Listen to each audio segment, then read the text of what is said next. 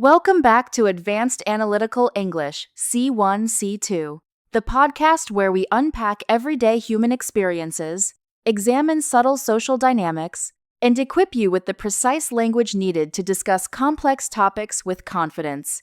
I am Laura. And I am Thomas. Today we are taking a closer look at an environment so familiar that most of us navigated on absolute autopilot. A weekend trip to the supermarket.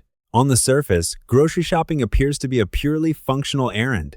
You make a list, select your items, pay, and leave. But when you examine it more closely, that routine weekend visit becomes a fascinating window into consumer psychology, urban infrastructure, and modern social behavior.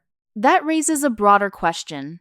To what extent are our choices in the supermarket genuinely autonomous? And how much of our behavior is subtly guided by architectural and psychological design? That really is the central issue.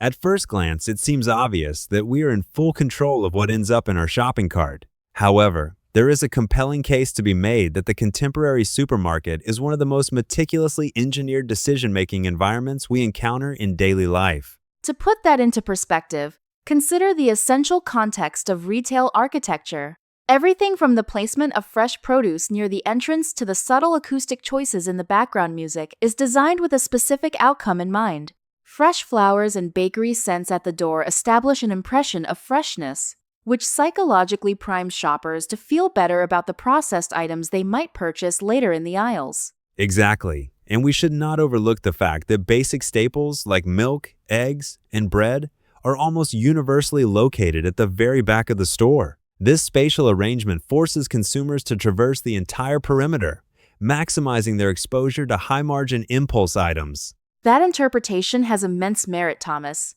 and it highlights how commercial spaces influence human choices. However, I want to introduce a subtle distinction here between mere manipulation and structural convenience. Is the store design truly overriding our agency, or is it simply optimizing the spatial distribution of goods for efficiency? I am not entirely convinced that it is purely about efficiency.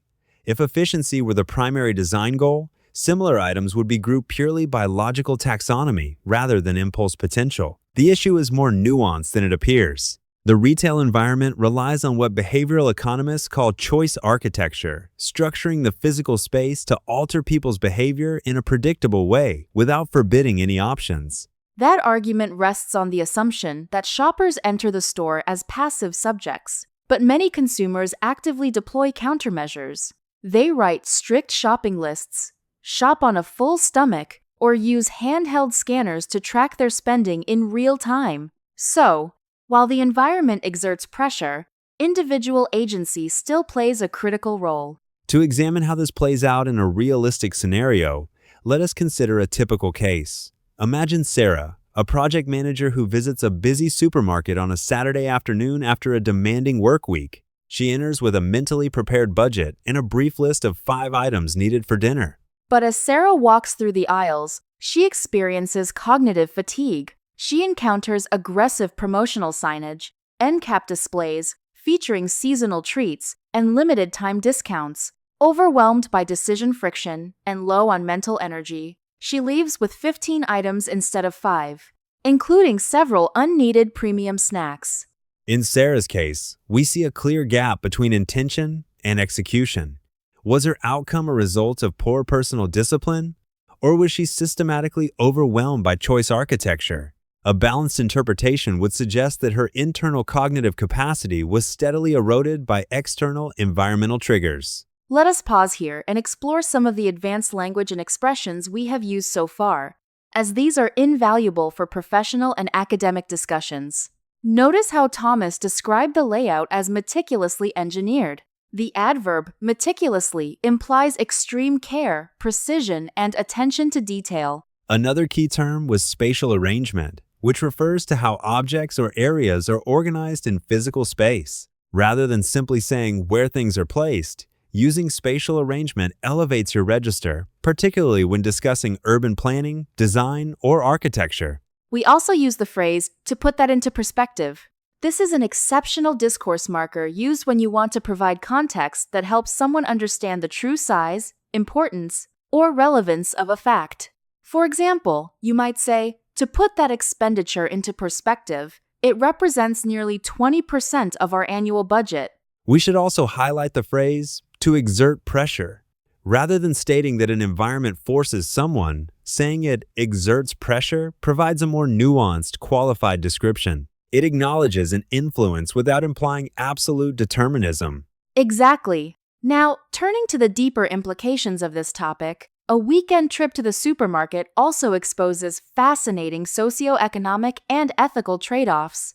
Consider the shift toward automated self-checkout systems versus traditional staffed lanes. That brings us to the underlying issue of labor and human interaction.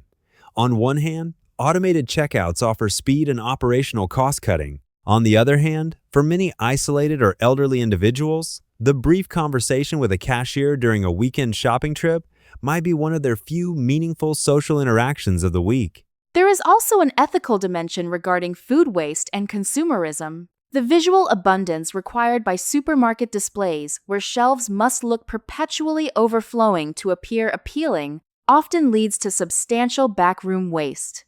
Our demand for visual perfection in produce directly drives systemic inefficiency. That distinction between aesthetic expectation and functional utility is vital. We expect every apple to be uniform and immaculate, which creates an artificial standard that producers must meet at high environmental costs. Now, let us transition into our advanced speaking practice. I will provide a series of prompts that invite you to formulate balanced, high-level analytical responses. I will present a prompt, allow a moment for you to structure your thoughts, and then Thomas will provide a model C1, C2 response. Let us begin with the first prompt. Prompt 1. Express a qualified opinion on whether physical retail stores will eventually be replaced entirely by automated online grocery delivery. Here is a model response. While online grocery delivery offers undeniable convenience, it would be misleading to assume that physical supermarkets will disappear entirely. Instead, we are likely to see a hybrid model where physical stores pivot toward experiential shopping, focusing on fresh produce and artisanal goods, while routine staples are automated through digital fulfillment. Notice how Thomas qualified his claim using "it would be misleading to assume" rather than making a flat assertion. Now for prompt 2. Explain how cognitive fatigue influences decision-making in high-stimulus commercial environments. Here is a model response. On closer examination, cognitive fatigue depletes an individual's capacity for self-regulation. When consumers are continuously exposed to complex choices, promotional messaging, and sensory inputs, their ability to evaluate long-term value diminishes, making them significantly more susceptible to impulse purchasing. Excellent. Prompt 3. Critique the assumption that consumers always act rationally when presented with price discounts or promotional offers.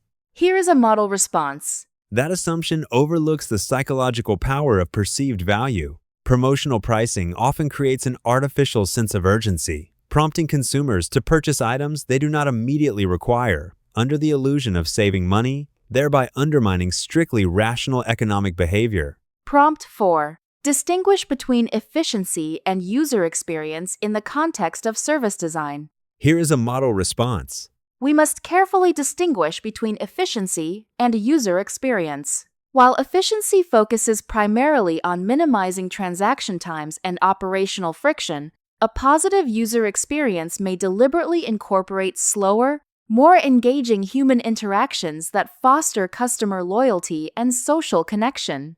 Prompt 5. Formulate a diplomatic counterargument to someone claiming that individual consumers are solely responsible for their purchasing habits. Here is a model response. That perspective certainly has merit regarding personal accountability.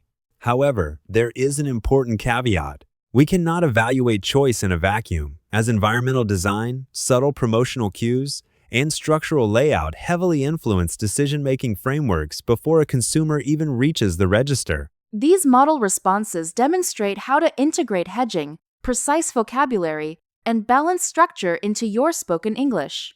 In professional settings such as strategic meetings, client presentations, or academic panel discussions, these structures allow you to articulate complex arguments without sounding overly dogmatic. For instance, if you need to present an alternative view during a project review, you might say, while that proposal addresses our immediate timeline, there is an important caveat regarding long-term resource allocation.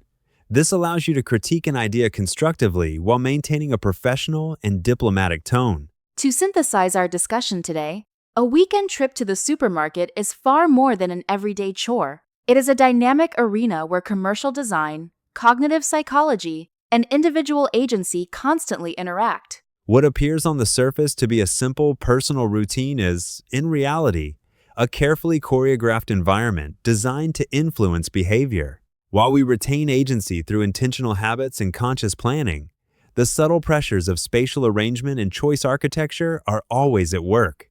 Recognizing these dynamics allows us not only to become more intentional consumers, but also provides us with a rich framework for analyzing human behavior in structured environments. As a final reflective question for this episode, think about a routine physical environment you visit regularly, whether it's a supermarket, a coffee shop, or an office space. What subtle structural choices exist in that environment, and how might they be shaping your decisions without your explicit awareness?